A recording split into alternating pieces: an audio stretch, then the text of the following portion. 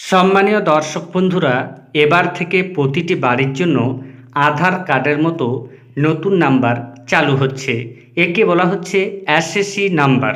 এই নাম্বার সরকারের তরফ থেকে কেন চালু করা হচ্ছে, এর ফলে সাধারণ মানুষ কি কি সুবিধা পাবেন, সেই সংক্রান্ত বিস্তারিত আপডেট রয়েছে আপনাদের জন্য। তাই ভিডিওটি স্কিপ না করে দেখুন এবং চ্যানেলে নতুন হয়ে থাকলে ছোট্ট চ্যানেলটি সাবস্ক্রাইব করে নোটিফিকেশন অল করে রাখতে ভুলবেন না। শহরের সুবিধা এবার মিলবে গ্রামেও। পুরসভা এলাকায় প্রতিটি বাড়ির একটি নির্দিষ্ট হোল্ডিং নম্বর থাকে।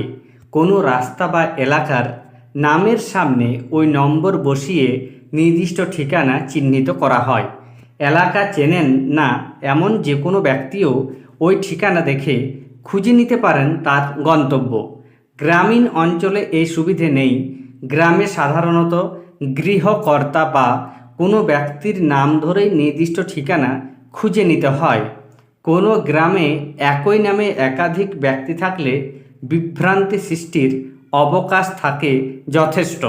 এমন সমস্যার দিন শেষ হতে চলেছে শীঘ্রই, কারণ রাজ্যের তরফে গ্রামীণ এলাকার প্রত্যেক বাড়ির জন্য ইউনিক আইডেন্টিফিকেশন বা এসএসসি নম্বর দেওয়ার উদ্যোগ নেওয়া হয়েছে। এই নম্বরের ভিত্তিতে গ্রামাঞ্চলের প্রত্যেক বাড়ির নির্দিষ্ট ঠিকানা চালু করা হবে। স্মার্ট পঞ্চায়েত গঠনের লক্ষ্যে রাজ্য সরকার একাধিক পদক্ষেপ করে চলেছে। তারই অঙ্গ হিসাবে গ্রামীণ এলাকার প্রত্যেক বাড়ির ইউনিক আইডি বা এসএসসি নম্বর দেওয়ার সিদ্ধান্ত হয়। কিভাবে দেওয়া হবে এই ইউনিক আইডি? দেশের প্রত্যেক গ্রাম পঞ্চায়েতের একটি নির্দিষ্ট লোকাল গভর্নমেন্ট ডাইরেক্টরি বা এলজিডি কোড রয়েছে। এই কোড বসিয়ে প্রতিটি বাড়ির জন্য একটি করে নম্বর ব্যবহার করলেই তৈরি হয়ে যাবে ইউনিক এসএসসি নম্বর। প্রতিটি নম্বর হবে 10 ডিজিটের। রাজ্যের এক আধিকারিক বলেন, এটি প্রাথমিক পদক্ষেপ। নিয়মে কিছু পরিবর্তন এনে শহরের ধাঁচে গ্রামেও প্রত্যেক বাড়ির হোল্ডিং নম্বর চালুর পরিকল্পনা রয়েছে সরকারের।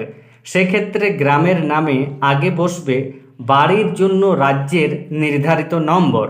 এ বিষয়ে পঞ্চায়েত মন্ত্রী প্রদীপ মজুমদার বলেন, আমাদের লক্ষ্য স্মার্ট পঞ্চায়েত।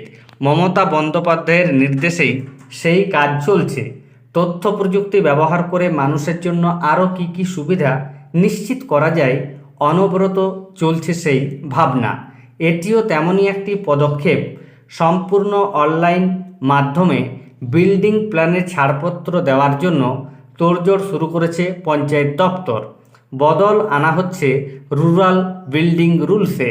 আগামী দিনে বিল্ডিং প্ল্যানের অনুমোদন থেকে শুরু করে ট্রেড লাইসেন্স, সম্পত্তি কর সহ সমস্ত কাজেই বাড়ির এই ইউনিক এসএসসি নম্বর কাজে লাগবে বলে মত রাজ্যের পদস্থ আধিকারিকদের। শুধু তাই নয়, জমি বাড়ি রেজিস্ট্রেশনের দায়িত্বে থাকা আইজিআর এবং রাজ্যের ভূমি সংস্কার দপ্তরের তথ্যের সঙ্গে এই এসএসসি নম্বর সংযুক্তকরণের পরিকল্পনা রয়েছে পঞ্চায়েত দপ্তরের। সেক্ষেত্রে জমি বাড়ির মালিকানা সংক্রান্ত রিয়েল টাইম তথ্য থাকবে প্রত্যেকটি গ্রাম পঞ্চায়েতের হাতে।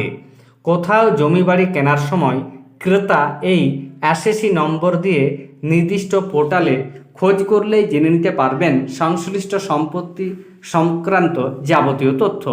সূত্রের খবর, গ্রামাঞ্চলে ইউনিক এসএসসি নম্বর চালু করার জন্য ইতিমধ্যেই প্রশাসনিক স্তরে প্রস্তুতি শুরু হয়ে গিয়েছে। দুর্গাপূজার পরেই পঞ্চায়েতের কাজকর্ম সংক্রান্ত একগুচ্ছ অনলাইন পরিষেবা চালুর পরিকল্পনা রয়েছে মমতা বন্দ্যোপাধ্যায়ের সরকারের। সব কিছু ঠিকঠাক চললে 2025 সালের শুরুর দিকেই গ্রামাঞ্চলে বাড়ির এসএসসি নম্বর দেওয়ার কাজ চালু হবে। তাহলে বুঝতেই পারছেন কি কি কাজে আসবে এই বাড়ির নাম্বার। ধন্যবাদ।